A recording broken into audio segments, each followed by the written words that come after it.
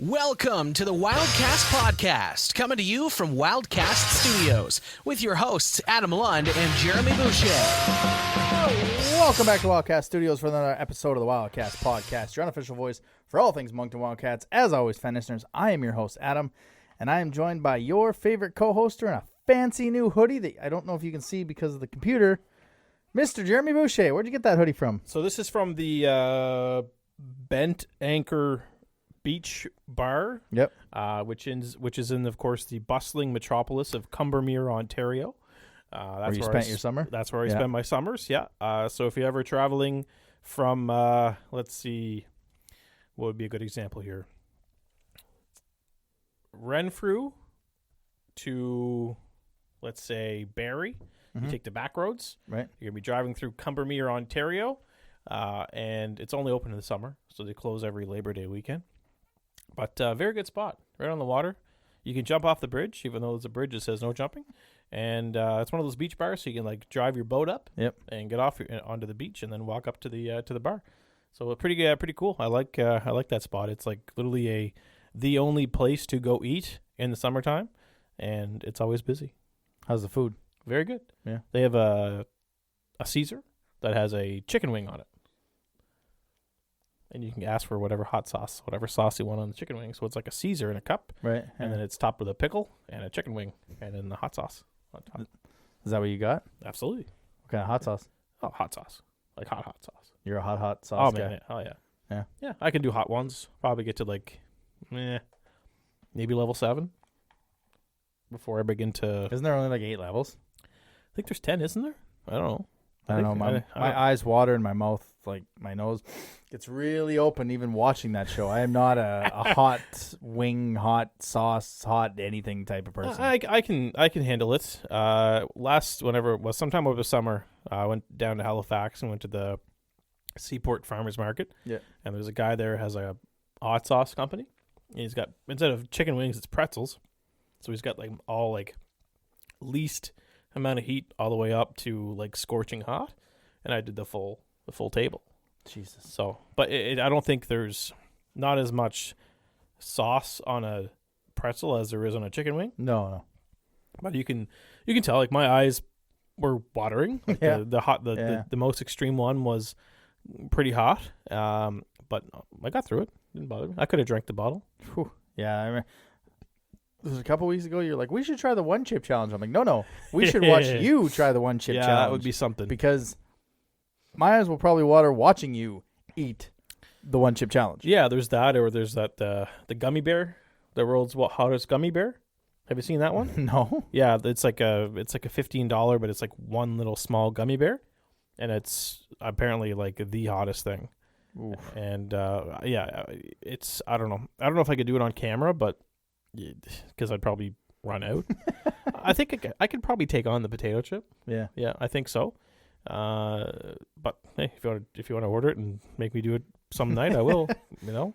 No, I'm not putting you through that. If you want to order it and you want to do it, you can definitely do it. That's because that would be the one time you wouldn't be able to handle the chip and choke, and I'd be like, oh God, what'd I do? No, I wouldn't. I don't think I'd choke. I just need probably like dumping water on my face, water and damaging your equipment here. Yeah, yelling up to Layla to get milk and all that. But talking about warm weather things, man, I am every time around this time of the year. I'm glad I don't live in Alberta. Saskatchewan was getting hit hard on Monday. Alberta had snow over the weekend, and I'm just like, not only are they a political embarrassment, I am just so glad that I don't have to deal with winter in the middle of October. I'm glad you brought up political embarrassment. We're not going to get into that, but I did see some pictures. Yes, my cousin's backyard in Calgary was full of snow. Yeah, they got like 15 centimeters or something like that. But then if you watch the Stampeders game, you wouldn't even know it snowed. Nope. So they played in Saskatchewan. Well, still didn't they get snow? Well, we should know. Jamie Tozer's somewhere in Saskatchewan right now. He is, and I believe according to his Instagram on Monday, it was snowing there. Yeah. So, but like it snowed however much in Calgary. The Oilers game at 5:00, not a drop of snow. Like it just came right through there, and it'll probably be gone by the time this episode airs. But either way, I prefer fall and leaves and not snow. I'm wearing shorts right now. Yeah, you can't. It's October 27th, 6th. Yeah. and I'm wearing shorts. So that tells you All you need to know. Yeah, like we are enjoying this weather and the double digits. Like if you look at the 14-day forecast, we're still getting double digits going in November. Yeah. So yeah, that's I like that. I like this weather. Sign me up. I never knew what actual fall meant till I moved out here 5 years ago. So don't forget, as always, to follow us on social medias: Twitter at Moncton Wildcast, Instagram Wildcast Podcast, TikTok Wildcast Podcast, and don't forget to smash and like on the YouTube. Quick question. Sure, took it from the website, from the Q website. Which division will produce the best regular season team? Your candidates most likely are Sherbrooke, Halifax Moncton, Quebec, Gatineau. Right now, Quebec and Sherbrooke are tied at 21 points. I mean, I don't think it'll be anyone from the Maritimes division because I just think Sherbrooke and Quebec are able to. I think it's a 3-team race, and it all hinges on what they get after the deadline. We know that Quebec's going to acquire Robidas. Not sure what Sherbrooke's going to get. We kind of talked last week about what they could get. I mean, I think it'll probably be Sherbrooke. Gatineau will be the sneaky playoff team to get to the final. I don't think they'll have the most points, but I think Sherbrooke's going to run away with this thing. I think so too. Even though it's Victoriaville's kind of hanging around right now. I don't know how long that's going to last, but they seem to be doing pretty well given their. I'm not going to say inexperience, but they don't have any superstars. Yeah, right. They're just having fun out there, and but Sherbrooke, I think, to me is it's either Sherbrooke or Quebec. Like, there's no other team that's going to have an easy ride because Gatineau is going to struggle with all their injuries for probably the first, at least the first half. So I think it's, if you're going to, first of all, who comes up with these amateur hour questions anyways? Like, what kind of question is that? Like, that's something like, like a 16-year-old would ask on a website. Yeah, it's not exactly a easy question. No, this is something you'd probably get on the Talon blog. Like, this is it's just joking, Andrew. No, but this is, I mean, I don't know where they come up with these questions. No, it just seems pretty amateur. Like, ask more better questions. Yeah, right? I don't. Well, the East is at 34%, which is Quebec. Central's at 29.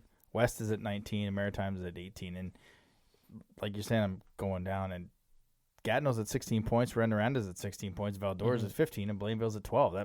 That seems to be the most competitive division for right now until Gatineau gets 8 players back and then starts to run away with it. Yeah. Yeah.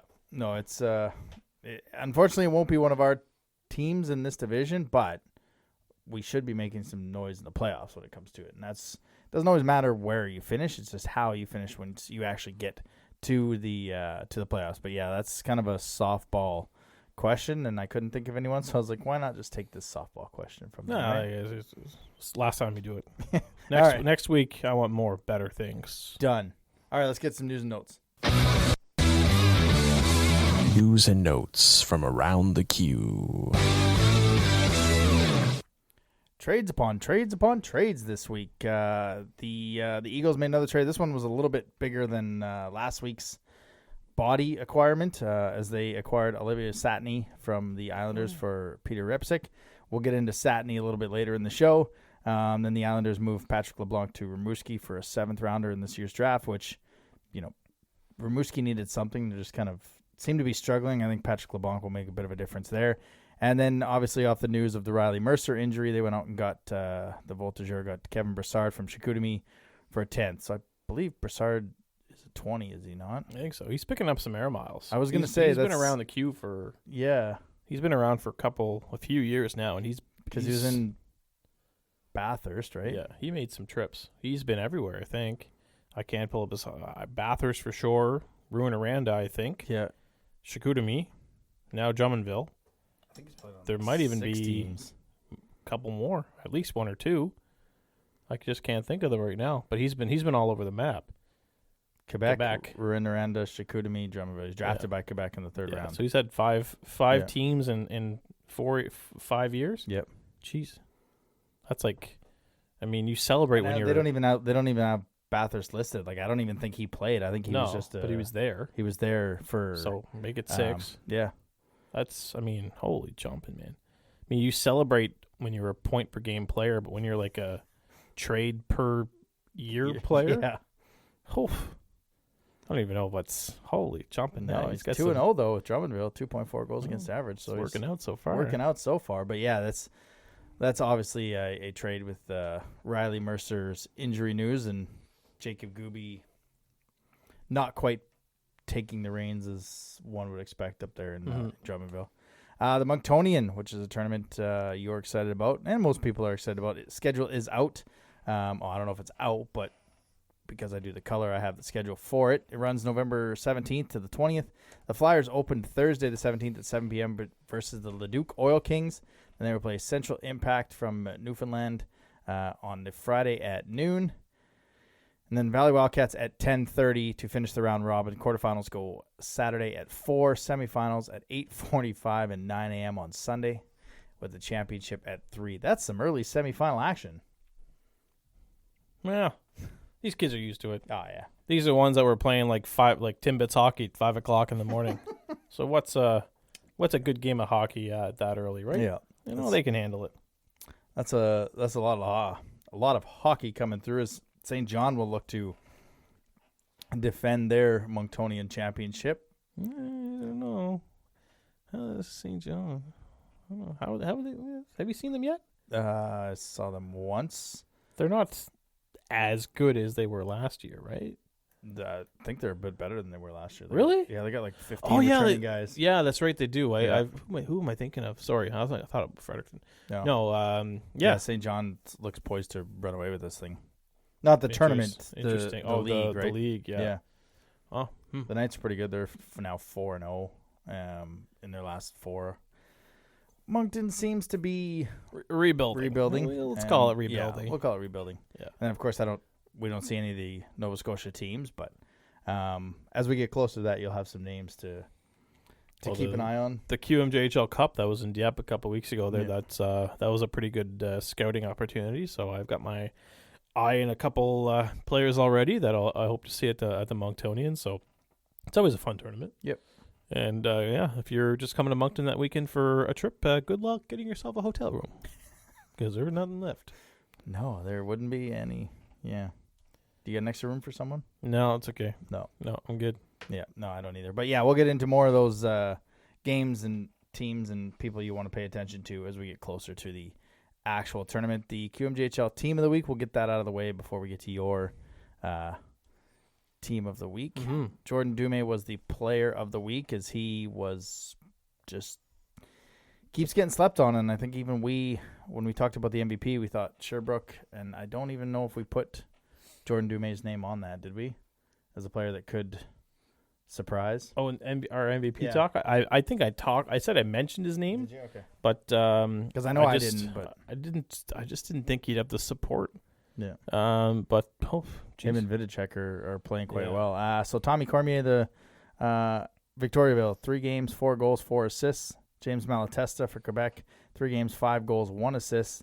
And Jordan Dume, 3 games, 6 goals, 2 assists. So you had to get a minimum of 4 goals to even be considered on this for the forward group. Obviously, Jordan Dume was the Player of the Week. Cale McCallum for the Val-d'Or Fourier, 3 games, 2 goals, 4 assists, plus 3. You talked about him last week going into the preview. Tyson Hines of Sherbrooke, 2 goals, 3 assists in 3 games. And William Rousseau, 2-0, a .965 save percentage, 1 goal against, and 1 shutout. So, I mean, there's some scoring going on early in these Players of the Week. And, I thought maybe Loshing or even Baudouin would have a chance. I think Baudouin had 4-5 points this week. Just not enough. I mean, we got 1 so far, so we're looking for our second. So 1's better than what we got last year, right? Did we even get 1? I think we got 1 last year. I think it was Barbashev Yeah. after he got back from the That's top right. prospects. He went on a tear. Yeah. Yeah, I like our chances of maybe getting another one. Yeah, we should have another one probably next month. Oh, I hope so. Yeah. I hope One a so. month. That's what we're focusing Yeah. on. 1 a month. All right. The Wildcast Podcast Team of the Week That's by right. Mr. Boucher. Yeah. Let's get after it. So this week we're going to start from the net out, And this week's goalie of the week is a friend of the show, Kyle Hagen, who recorded his first career shutout in a 4-0 win over the Charlottetown Islanders on Sunday. On defense, also on the Q team of the week, Cale McCollum, because, I mean, it's pretty much self-explanatory. He's been pretty well lights out ever since going to Val-d'Or. You know, he was in the trade for Jonathan Lemieux. Was he? He was like in the main piece going to Val-d'Or when they traded Lemieux to St. John. Wow. He was the main piece. And Val-d'Or's got St. John's first. Like, that was a bad trade. Really? It was a bad trade. Also on defense is a local product, Dylan Gill of Runa-Randa. So he has 11, almost a point per game player already as a defenseman. And considering last year he had 21 points in 66 games, he's already at 11 and 13.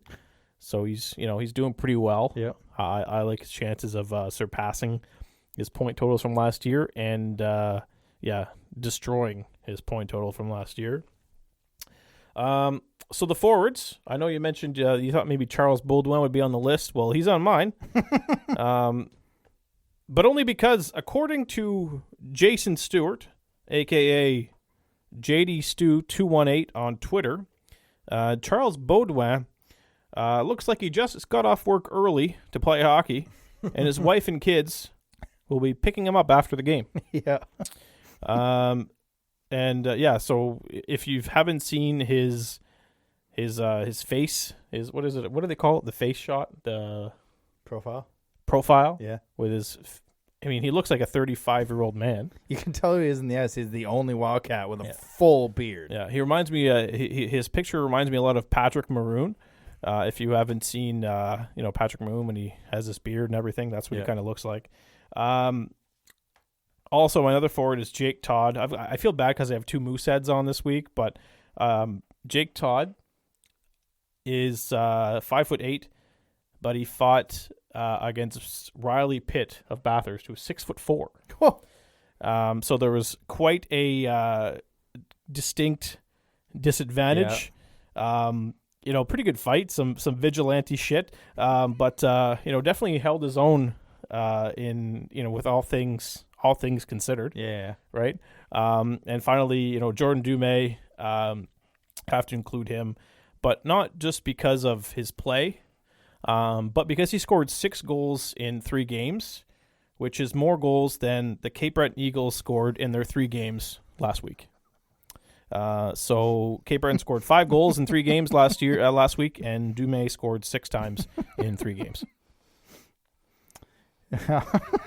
That is my team of the week. I like that last one. Sorry, Andrew. Yeah, it does suck that you have to put 2 Mooseheads on, but when you do something like that, when you score more goals than a team does in the week, that's a pretty good reason. When did you finish that list? Because I know you had Baudouin and you had someone else on. I finished that list about 20 minutes before getting here. Yeah, because I messaged you asking if I had Cale McCallum. Yeah, on my list. So that was my last addition. Yeah. I was between him and Marc-Andre Gaudette because I wanted to get kind of the New Brunswick thing on it, but no, I went with McCallum. So I finished it about 15 minutes before we started doing this show. Impressive.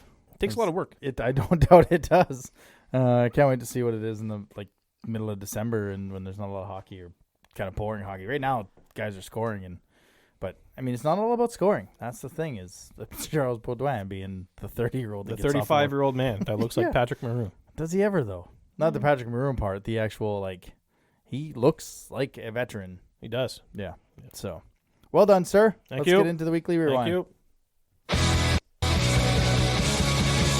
you. Weekly rewind. What a week it was for the Wildcats. Extended their point streak to 11 games. They've gotten now 11 of possible 12 in those 6 games, bringing the record to 6-3-0-1 for 13 points. So on the homestand, they got 7 of 8 points on the homestand. Can't ask for much better than that when you're playing Charlottetown, Halifax, Cape Breton, and a streaking Val-d'Or team, which is a lot better than people would expect coming in. So we go back to Tuesday. As the show came out after the game, we were hoping we weren't the first team to give them to give the Eagles a win. They did get the 1-0 shootout victory over us. I mean, Steinman was the story of the game. I mean, both goalies, like I said, Satney was acquired, I think, the night before the game. The morning of. The morning of. I didn't think he was going to play. Obviously, he did, and he played Moncton 2 nights prior with Charlottetown, so that may be the first time a goalie's played 2 times against, well, at least Moncton, with 2 different teams. He's stopped now 74 of 77 shots against us, as it was a full-on goaltend battle. And, I looked at Layla when the shootout started. I'm like, the way these guys are going, this thing's going to go for a while. Unfortunately, they scored on all 3. We scored on 2 out of 3. So, I mean, Steinman was the story in this one. I thought he was very good all night. Yeah, no, you're right. It's very rare that you have a 1-0 win in a shootout. Yep. It's almost as if, that before the game, the Wildcats did a little pep talk in the dressing room and basically told Steinman, you're on your own, kid. Because there was nothing, like they had nothing going that game. Like they were getting their, chances, and Shatney was just, he was like an anti-hero. He was just, we figured, we beat him the game before, and then he just comes in the following game and shut the door. Yep. Right. So, you hate to hear that, you hate to see it, but, it's just one of those games where if you love defense and you love Danny Flynn hockey, you were on, to quote Neil Hodge here, you pay for your whole ticket, but you're only going to need the edge, because this was a defensive battle. Yeah. I hate these games. I can't stand them, and I hope I never see it again. No, it was. We did get to see one cool thing I've never seen before, and that was the participating in the play over center red line or outside the restricted zone trapezoid penalty on Oliver Satney. Yeah. Just the random penalty out of nowhere. I'm just like, I know that is a call. I've never seen it. Now the Eagles had the chance to win the game in regulation. They had a goal called back on the offside, so it just didn't seem like Moncton. I don't know if maybe they overlooked Cape Breton because they hadn't had a winless game, and it almost came back to bite them. They at least got a point. We almost became the first team to lose to them in regulation. Almost. Well, let me just mention one thing about Cape Breton. So, if we would have lost that game in regulation, let's say Cape Breton would have won that game in regulation. Yeah. That would have been their 16th regulation wins in the last 114 games. 16 in the last 144? Yeah, so Cape Breton currently has 15 regulation wins in their last 114 games. Thank you, David McKnight, for that stat. Appreciate it. Pat McNeil, my apologies. Are you serious? Yeah. That's like terrible. Is that even Bathurst bad when they had 8 wins and 7 wins and something like that? It's getting there. Holy. Yeah. So now they did have a lot of injuries. I think they got their captain back, but still, they were a very young team. But holy, that's not. Yep. Well, at least let's not do that. Let's not be their 16th regulation. No, that's it. You don't want to be a stat like that. No, and especially if you're going to contend for the division, these are the games you're going to want to win. When the team is down as bad as they are, but you got to beat up on these teams that you're expected to win, and this is almost a year where a lot of the times when we go to the rink, we're expecting to see a W. Yo, 100%. Like I expected the game to win. I expected a win in this game, and it didn't happen. But that's the beautiful thing about junior hockey is that anybody can beat anybody, and we almost got that. We are almost a stat. If you want to put it that way. So I'm glad I'm glad that goal was disallowed. Glad we got it to overtime. I'm glad we got a point. Yeah. That's in the story. Yep, absolutely. And then we get into the Thursday night, the only one of 3 Thursday night games at home this year. It was not student night. I don't know why it wasn't. They should be doing there's 2 more home games on Thursday nights Make them theme like student nights so you fill the building. Anyways, I digress. The Wildcats get an overtime victory that they frankly did not deserve. No, and this was the third overtime in 4 games for the Wildcats, but they were outshot 40-28. They looked disinterested for most of. I don't want to say disinterested, lackluster for 40 minutes. They got lucky. That's all. Like, I don't even really know what to say. I mean, it just wasn't something I expected to see. I mean, I think at the end of the day, we gave a point to Valdor, but I don't know what's happening to Valdor. I really hope they go in some sort of a tank in the second half, because they're on some sort of a roll. But obviously props to Loshing here in this game. Yeah. Right. Hat-trick, especially after that game against Cape Breton, where I think he had 10 shots and got sweet nothing out of it. To come back the next game and get a hat trick is pretty good karma. Yeah. So it's always good to hit the net. Yeah, I mean that's it. Without that game against Cape Breton, he was hitting the net, but some of them were also going like 5 feet wide. And next night it just seemed like everything he had on his stick was going in. I mean, that patience pass by Baudouin was just. I mean, that's probably the easiest goal that Loshing will ever score. Yeah. And hopefully this is a sign of things to come, because I think he's starting to get into a groove here. Yeah, it's that goal that Loshing scored on the power play from him. I mean, they were in that zone for most of the time, and Baudouin was just like, we're not moving. Like, they're just passing the puck. It was really easy for Valdor. Goes on the skate, moves everyone around. And, I don't know if Loshing will score an easier goal. But Cale McCallum, he was the one that tied it. He was everywhere. You can see why he was talked about last week. And he's on your team of the week. He won't be there in the second half. He's going to fetch them quite a price for a team looking for a top-end defender. Again, these are some of the games you look back in the standings and, we get a better playoff matchup because we got 2 points in this kind of a game instead of getting beat in regulation, because this was a last year type game. Outshot 2-1 in the first period, outshot 19-9 in the second period, and then came back and outshot them 10-5. But at that point, you're like, can you guys, it's that meme, can you do something? Yeah. You're poking them. Like, it seemed like a lackluster, which is weird because I don't know if it was a tired factor. They're not used to playing a game every second night early on, but we were lucky to get out of this thing with 2 points. Yeah, you're right, and I think the rematch is in a couple weeks in Valdor. I think the 16th, is it? 18th. 19th. Yeah, sorry. So hopefully we can come out with a regulation win in that one. Those trips to northwestern Quebec, and it's nice to get them out of the way early, because you never know what the weather is going to be like.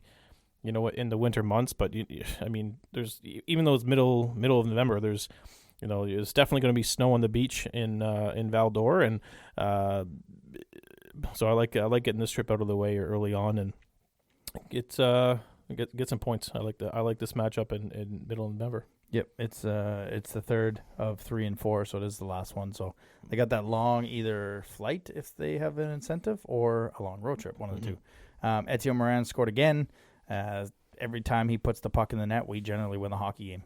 He's got 5 goals in the season. 4 of them are in 6 of the wins. So up until that point, 5 of his goals were in 4 of the games. So he's carrying the offense from the back end. Then we went into St. John on the Saturday and started slow. Like, St. John got out to a 2-0 lead, and then Hurtubise with a giveaway to Patty Maroon, like Charles Baudouin. That's just right. Standing there, wide open, makes one move. I mean, again, he's probably not going to score an easier goal in the queue.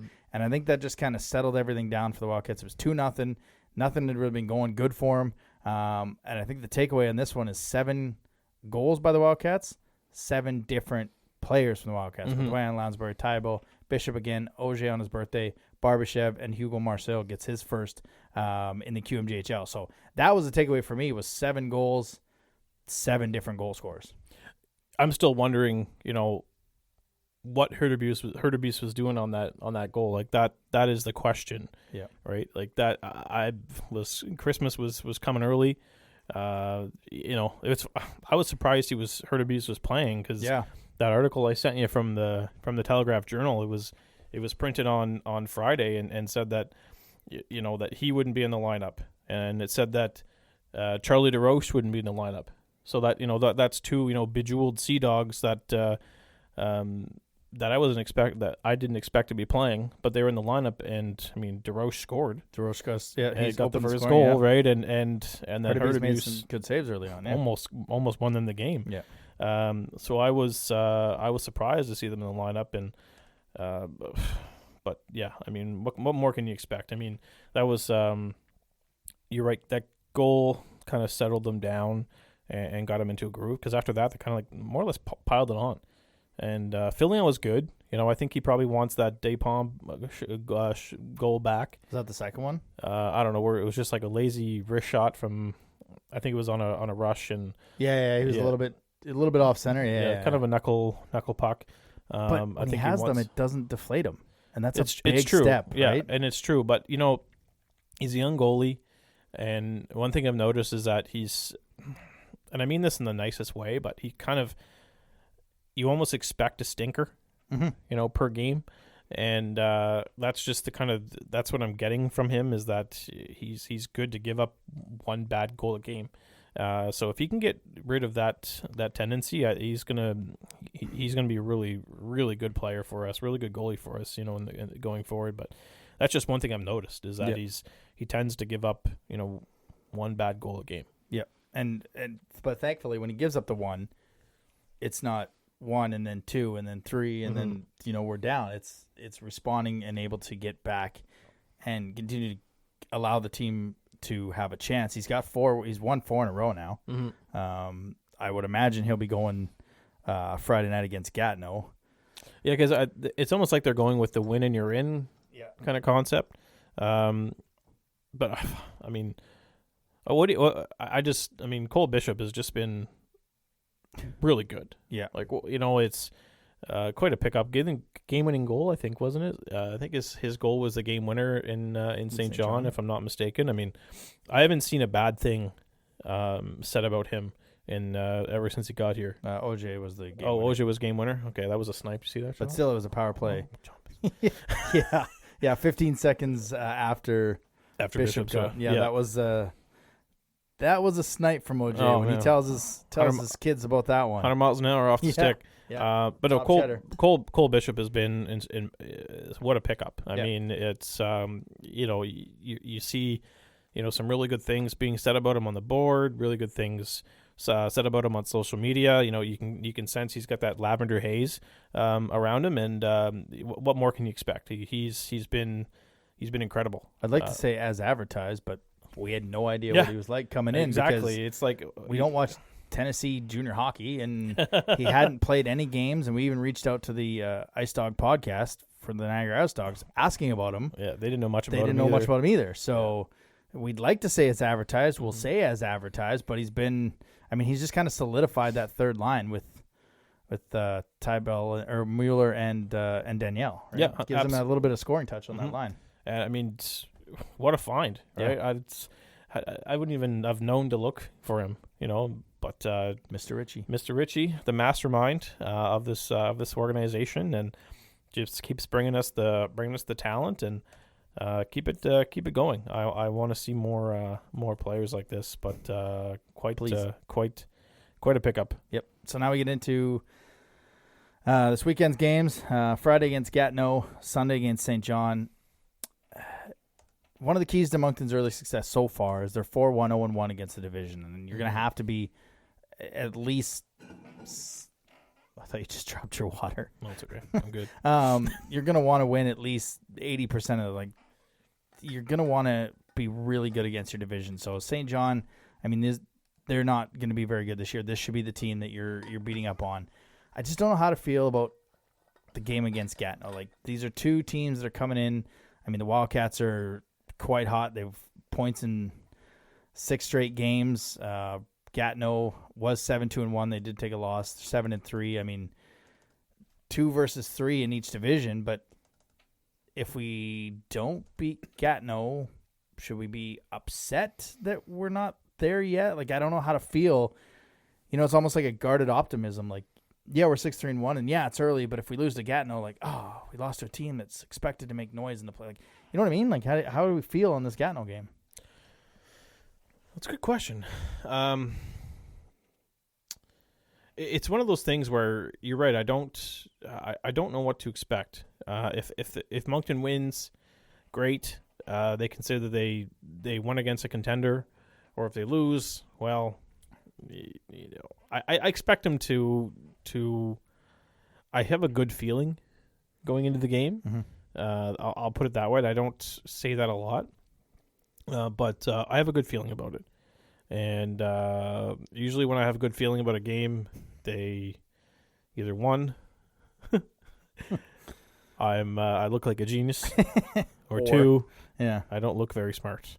So we will see. But I'm excited I'm excited for this game. You know, it's Gatineau's always one of those teams that they bring out a lot of fans mm-hmm. because they're such a historic organization.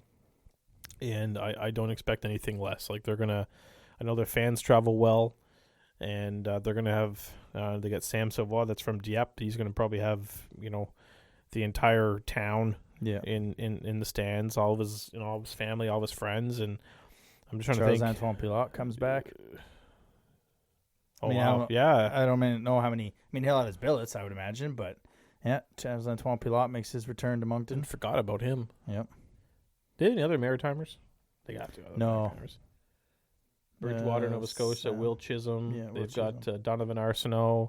Okay, yeah. So they're going to have a pretty good contingents, pretty good group of fans here. So, and then, of course, Salt Lake City's own Mannix Landry. Yeah. I always like to point that out every time they come into, you know, you don't see that very often. I mean, they don't play for, 5 days since having a time off. It all depends on which Moncton shows up. If the Moncton that showed up against Val-d'Or, where they were lucky to get points, they're not going to come anywhere close to this one. Mm-hmm. If the Moncton that showed up against Halifax that had piss and vinegar and bite, and that's a rivalry game, if that Moncton shows up, we're in for a heck of a game. So I just it's one of the. Oh yeah, Charles-Antoine Lavallee as well will be here. Not the Lavallee. Not the Lavallee. Not the Lavallee, but I always find that the funny. other Lavallee. I mean, special teams will be key. Can't take penalties against Gatineau. They're one of the top teams, I believe, in the power play realm. As I say that, I look at and they're 12.2, so we should be okay. But still, you don't. I thought they were up there for some reason. Maybe it's talent wise, but yeah, I mean, and then you got St. John on Sunday, which I mean, if you're gonna split it, Filion has earned the right to play the top teams, and so he's going to play Gatineau, and then Steinman's going to go against St. John. And what we see from St. John, probably the same we've seen from the past 2. This will be their first time here. So, but again, I don't want to say this is a trap game, but it could be one that they get so looking forward to that St. John is a little bit of a letdown because they were so pumped to play Gatineau and see where they. I don't want to say this. I don't think this is even a measuring stick game because Gatineau's not at full strength. The measuring sticks for these teams come usually in the second half when they have all their trade pieces acquired. But this is an early test for the Wildcats. I think so. We've already seen what what can happen when you play Sherbrooke. Mm-hmm. So that's. But I expect when we go to Gatineau, which I think we said was February. That'll be a different looking Gatineau team. Be a different looking Moncton team too. That very well could be.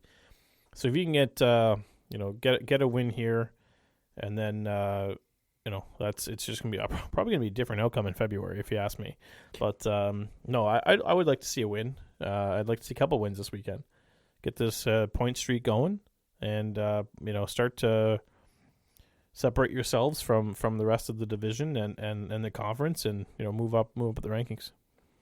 Yeah, because last year, I mean, this is almost a carbon copy of last year, where Moncton was winning games and continuing to climb up the standings, and then obviously when you're playing the three of the top 4 teams are in your division, and you're playing them all second half because of scheduling issues. But, I mean, you got Gatineau, you got St. John, then you've got Charlottetown, Baie-Comeau, Blainville. So there's some opportunity to continue this streak moving forward. And Gatineau's at least going to be healthier come February, because I still think they're missing 4 or 5 guys. Yeah, right? it's going to be healthier. It's going to be post-trade deadline. Yeah. What we see in February is going to be their team, like their contending team. Yeah. So we got to, if there's my championship team that I predicted. Yeah. So don't, if Moncton goes and wins this game, 10-0, don't go count out Gatineau for being, pretenders instead of contenders. Like they are, they're going to be for real once they get a full lineup. But this show will be awfully different if Moncton beats them 10-0. Well, I'll be Nostradamus here. We'll be be on the show next week. Yeah, exactly. We get to see Ty Austin, who was your Team of the Week player. Oh, that's right. Big Ty. Last weekend. My goalie. From Pembroke, Ontario. That's right. The unusual route to the Q, committing to Acadia University and then demoting yourself back to juniors. And he's 3-0 since. There you go. So the lovely town of Pembroke. Do you know where Boston? They have a Boston Pizza there. What? And a Kelsey's and a mall. And it's a very huge military town. Is it? Because Petawawa is about 20 minutes from Pembroke. So it's a large military town. And that's where Amazing Race was, right? The military one? Yes. Yeah. That's correct. I think. What was it? Yeah, that's what you told me it was. No, that was in Wawa. No, wait. Petawawa and Wawa. Borden. Was it in Borden? I think it was Borden. Oh, okay. I think so. No, Owen Sound. One of the two. It's all the same. Yeah. It's Ontario. Somewhere in Ontario. All right. You want to talk to our special guest? Let's do it. Let's do it. View from the other bench. All right, so we get this question a lot from fans. When are you going to have players on the show? And this week is the week. We couldn't think of a better player to start than first one from the current team. He joined us as the 11th round pick in 2020. He was the Rookie of the Year, and he's the current captain of your Moncton Wildcats, Alexi Daniel. Alexi, thanks for taking the time to join us tonight. Hi, thank you for having me. So, I mean, we're just about a month into the season, man. 6-3-0-1. I mean, this team is on a 6-game streak, 11 points out of 12. Just as the captain, just speak to how this team is coming together right now. Yeah, I think we've had a pretty good start to the season, especially last 5 games was pretty good. I think the team's coming along pretty good. We're gelling as a team. We're a pretty close group, and you can probably tell on the ice that we're all there for each other. We're great friends already, and we're just getting better as a team and as a group. Yeah, you can kind of see it coming together in past 6 games. I mean, you're a local guy, obviously. I mean, you know that. You played with the Flyers, and then you were drafted to Moncton. Just talk about that first year, just coming into the Q, and then it was a bit of an odd year, but you ended up being Rookie of the Year. Just talk about the jump you made from the Flyers to the Wildcats and how that went for you. Yeah, well, I started obviously in Stansted. That was a great opportunity for me to get better as a player, and not only as a player but as a person. It helped me grow and have a lot of more discipline. And basically, I came back after my year. I didn't get drafted. I played with the Flyers. I had the opportunity to play with great players.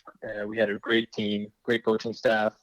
I'm pretty sure we could have gone pretty far, but then COVID hit, and the season ended there, and I got drafted.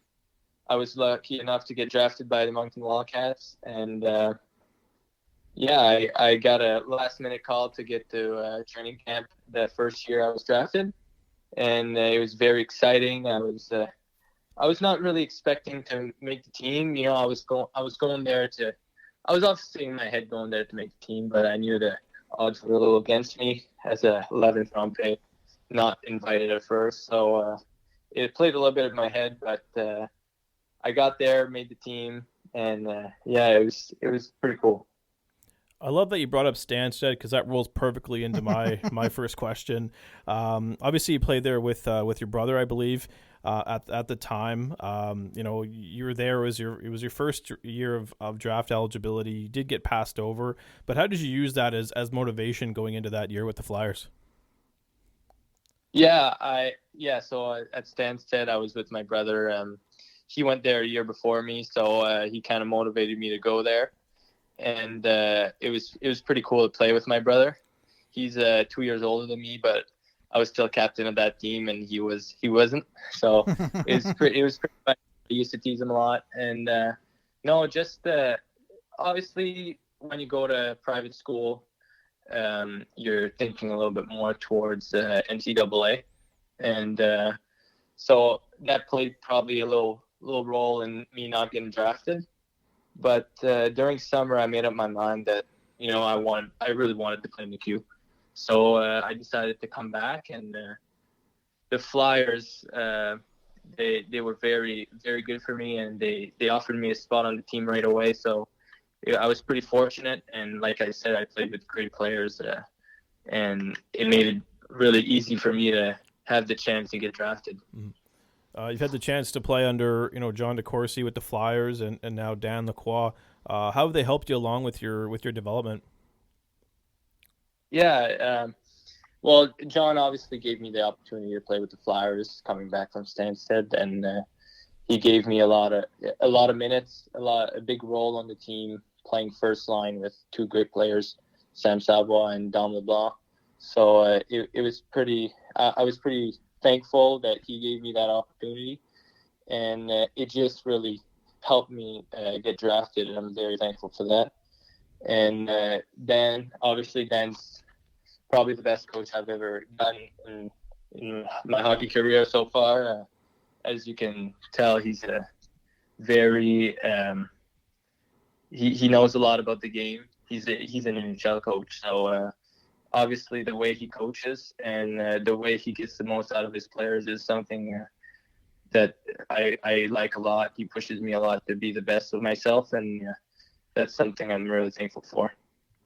So, I mean, obviously there's been what was I going to say? There hasn't been a lot of captains of the Wildcats that have been local products. I mean, you're the sixth one in franchise history. The Saunier twins, Christian Gaudette, Steven Johnson, and Mario Cormier. And, we've had Richie on a couple times, and he said it doesn't matter if you're a first-round pick or a 14th-round pick. You have a chance to make this club come in, work, and you're going to keep playing. And obviously you've done that leaps and bounds. Just what does it mean to you as a local kid just to be named the sixth local captain of the Wildcats?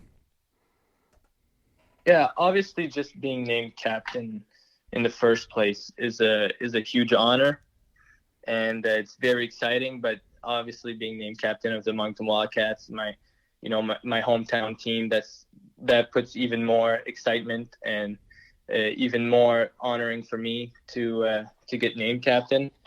And obviously this comes with great responsibility. So I'm lucky to have great teammates and a great coaching staff to help me. Can you tell us how you found out about becoming captain? Was it a team decision, or how did that come about? I'm not so sure how they decided, but we were just in the dressing room before practice, and I had no idea, and Dan announced in front of the whole team that I was going to be captain and that Hammer and Barb was going to be the assistant for the year. So it was pretty shocking, pretty exciting, and I was at loss of words. Obviously, anytime we have an interview on, whether it's a player or a guest, personally myself, I always like to have a little bit of fun with the last question. You are a local kid from the area, as captain of the Wildcats. If there was let's say a new player coming to town, like a Cole Bishop, for example, what restaurant would you be taking this new player to as a special welcome to the team? Yeah, personally, I've never taken a boy on a date, but I like to go out with my girlfriend sometimes, pure and simple in the morning. That's a go-to. But we love to go out maybe after a game. After we had 2 games in the weekend, we love to go out to maybe Sports Rock or just like St. Louis, get some wings with the boys and just chill. That's a go-to. Like yeah. Always a good choice. I always like to say the Sports Rock is the most romantic restaurant in Moncton, so I'm glad we're on the same page here. I like how that was more of a recruiting question, and that was one of the better answers that we've heard, Alexi. Obviously, we don't want to take too much of your time as you're, you got certain nights off, and you got a big couple games coming up against your buddy Sam Savoie and Gatineau. Do you guys talk a lot during the season, or is it kind of just kind of when you guys see each other?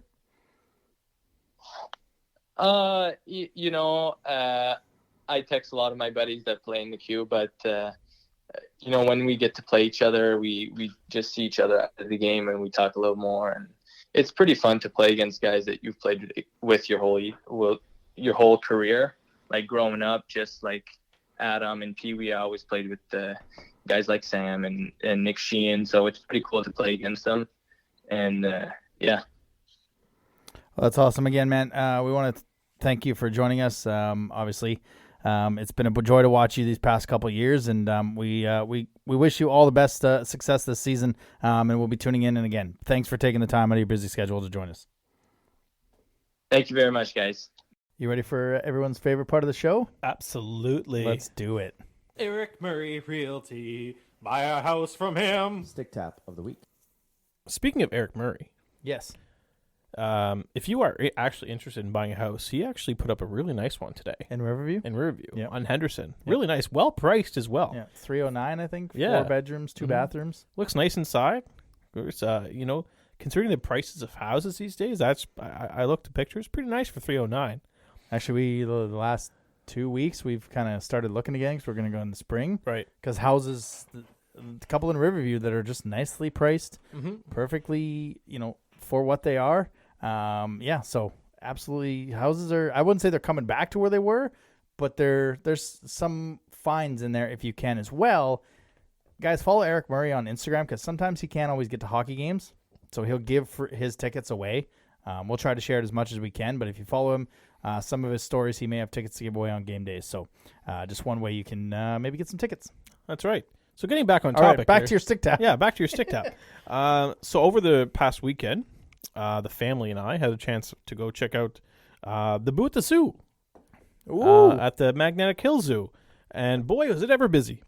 We had to park farther away than the day we went to Magic Mountain in the summer when it was like 30 degrees. Yeah. So we parked quite a distance. If you've never been to Boot the Zoo, it is quite fun. The animals are all out doing their thing. If you're lucky, you'll hear the lions and doing their thing too. We did see that when I brought my parents in 2019, I think. We went to the zoo, and sure enough, they were doing their thing. They were doing their thing. Yeah. They like to do things together. They do. Yeah, when they're bored, they like They to do have things. good chemistry. Yeah, and sure enough, there they were. Yeah, we're not lying. Yeah. So this is obviously an annual event that they do. Usually every couple weekends before October. I highly recommend going to check it out. It's way back in the day. They actually used to do an adult one at night, and it was a lot more scary. Yeah. Did you go to that one? I went to one, and that was the last one I went to. how's I this will for never your- go to another one in the nighttime. But there was actually one activity, attraction at this Boot the Zoo that is, I couldn't do it. Yeah. It was, by the sounds of it, too scary. There is a security guard working at the door that warns you how scary it is. On like a scale of 1 to 10, or So they have 1, 2, and 3. So 1 is not scary. 2 is okay, a little bit scary, but not at all. But 3 is like super scary. Right. Like it goes from like extreme to like extreme scary. right? So we wanted to do it. Like Megan and I were like, fine, let's do it. But Avery was like, I kind of want to do it too. But then the guard's like, actually, no one under 12. I was like, really? Is it that bad? He's like, yeah. Like you walk in and they lock the door behind you. I'm like, nope, okay, nope, I'm out. I'm out. As soon as he said lock the door, I'm like, there is no way I am going into a dark room knowing the door is going to be locked behind me. He's like, no, we lock the door as soon as you get in there, and you're not allowed to come out. Like, if you go in there and you poop your pants, as soon as you walk in that room, you can't come out. You've got to go to the other end. Oh, boy. And I was like, okay, no, I'm out. So none of us went into the number 3. No, I know way back in the day, they used to do an adult one, and it was the scariest thing. Like you would walk in, and you'd be like a trail to your left, and all of a sudden somebody would jump out of the woods at you. And I'm sorry, but I have a fist ready, if you're gonna do that. So I'm just glad they don't do these meet me at midnight boot the zoos anymore, because it's quite frightening. But no, this getting back onto the day one, it's a pretty fun event. Yeah. It's well priced. It was like $14 for an adult, which it's the same price for a hockey game, but you get to see the animals. And I almost kind of took a picture of the panther and sent it to you, Adam, because it was on Sunday. Yeah. And I was like, I was going to say go Panthers, but and I was like, crap, I almost did it, but then I was I don't want to piss them off, but then the Bucks laughed. Yeah, remember that time I didn't wear my Mariners jersey? Yeah. Good times. But no, it's a lot of fun. It'll be on this weekend as well, Saturday and Sunday. I believe it's the 29th and the 30th, 10 to 4 at the zoo, and bring a whole family. It's fun. The kids are all dressed up in their costumes, and Avery was. Did you watch Encanto or Encanto? Yep. Yeah. So she's gonna be Mirabelle for Halloween this year. Nice. So all the little kids were like, "Oh my God, it's Mirabelle!" And she's like, "Hi, I'm popular. Everybody knows me." But yeah, no, dress up your kids. Go to Boo at the Zoo. It's tons of fun. There's the animals are there. There's little treat things. There's like a pumpkin thing where you chase to find the pumpkins. Nice. And what else was there? Anyways, just don't go in number 3. There's only one number 3 really scary thing. Don't go in it. You will, unless you're really, handle it. No, I can barely handle it. I wouldn't do it either. No, I'm not into the lock the door behind me type. It's not like when you go to. You ever been to a corn maze? Nope. Oh yeah, I've been to the corn, the the green pig corn one. Where in the daytime. Yeah, but the nighttime. No. I'm not dealing with that labyrinth. It's like. Why am I paying to get scared? That's it. And I know it's all fake. I know that nothing's going to happen to me, but I'm not paying you money to have the SHIT scared out of me. There's no, I don't need that in my life. Yeah. I think I love with the zoo is that they do. It's an annual thing. Mm-hmm. So you usually go, like, if you're a family, okay, you usually go to the zoo once in the summer, and then you got to go to the booth at the zoo. But if you go at the summertime and you go to booth at the zoo, you got to go to the lights when the Christmas lights. Yeah, the Christmas lights are. It's beautiful. You don't see the animals because they're probably packed away somewhere, but the lights are incredible. Like it's like magical. Yeah. But no, check it out. I highly recommend it. It's a lot of fun, and just don't do the night one anymore. No. The Stick Tap Week, sponsored by Eric Murray Real Estate with the Remax Avante team. If you're looking to buy or sell a home in the Greater Moncton or surrounding area, make sure to check him out on social media or give him a call at 506-863-8802. All right, and that brings us to the Wildcat of the Week presented by Rosemary Lynn Massage and Spa. Right now for the month of October, you can save 25% on a mani-pedi combo. To book, call 506-830-1224 or visit them at 1224 Mountain Road. The Wildcat of the Week goes to a player, like we said, if he hits the net, he could score 40. And he finally hit the net, and he scored 3. You could see just he didn't have the monkey off his back celebration, but you could just see when he finally got that one, the first one there, he had 4 points the week, 3 goals, 1 assist. The Wildcat of the Week is number 40, Johan Loshing, and it was just good to see him put the puck in the net after hitting the net. No, you're right, and it's just one of those players where he could be one of the best players in the league, and then you could also get on your nerves the next game. He's almost like midnight rain. It's a beautiful thing, but sometimes you just can't. You just don't want to experience it. You're frustrated by it. Yep. Because if you're driving and it's midnight and it's raining, not fun. No, it can be very dangerous. But when it can also be very romantic. Yes. Like if you're not driving, yes, midnight rain can be very romantic. Yes, right, because you're walking with your partner and you're holding hands and your hair is getting wet. And it's it's like, oh, this is so romantic. I love you. But then if you're driving, it sucks because your visibility is not good. Absolutely. That's a good one. Well done. Well done. Don't forget, 2 home games this week. Gatineau is in town Friday night. Darren Rumble and Charles-Antoine Pilette make their return. Make their return to Moncton. We can keep saying that every year after year while he's there. And then the Sea Dogs on Sunday for the Halloween game at 4 p.m.